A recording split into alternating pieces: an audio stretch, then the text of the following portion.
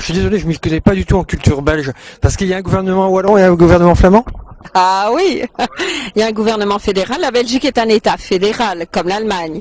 Et donc, il y a un gouvernement fédéral, un gouvernement wallon, un gouvernement flamand et un gouvernement bruxellois.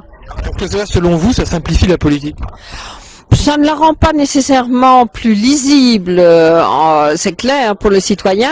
En même temps, ça permet une proximité, puisque on agit dans des territoires qui sont des espaces cohérents, avec une unité de langue, avec une territorialité limitée. Donc, je dirais, l'homme ou la femme politique belge est certainement très proche du citoyen. Plus à votre avis que les Français? À mon avis, plus, oui, oui.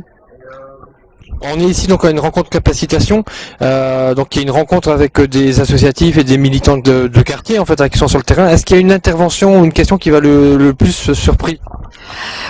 Je dirais non, pas vraiment. Je pense qu'on reste dans le champ de préoccupation habituel. Parfois, ce qui m'étonne, c'est qu'on a l'impression qu'il ne se passe rien. Donc, les gens réagissent comme si, en fait, on partait de rien. Et ça, à chaque fois, mais donc c'est pas nouveau, à chaque fois je réagis en disant mais non, des espaces de dialogue, il y en a, il y a pléthore d'espaces de dialogue, mais parfois ils ne sont pas occupés, le citoyen, l'espace est artificiel et le citoyen ne s'y investit pas, parfois aussi le politique instrumentalise et alors ça décourage, et donc il y a un nouveau dialogue à créer entre le pouvoir politique et le citoyen. Capacitation, c'est une manière d'ouvrir ce dialogue. Ça peut l'être au sein d'une commune à travers des budgets participatifs, à travers toute une série d'outils. Vous êtes bien branché sur tout ce qui est démocratie participative, effectivement. Oui, parce que je pense qu'aujourd'hui, la gouvernance d'aujourd'hui, elle se fait avec les citoyens et pas seulement à travers un vote à chaque élection. Le dialogue doit être constant.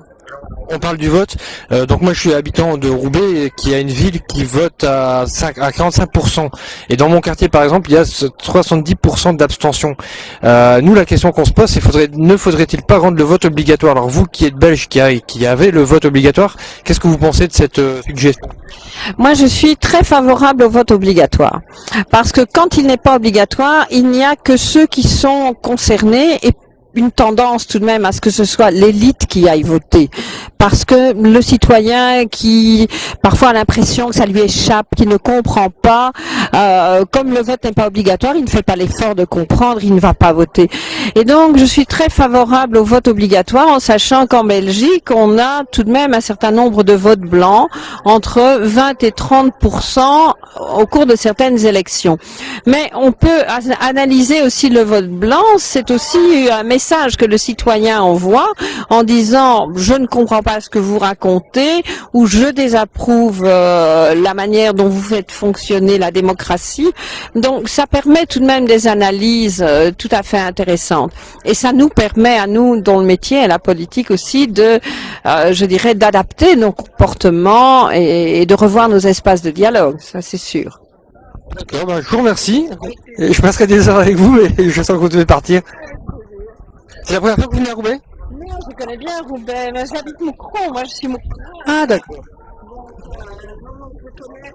Je suis venue encore il y a très longtemps ici à la Maison de la Culture, enfin faire différentes activités. Bon, je connais bien Roubaix. Merci bien, au revoir.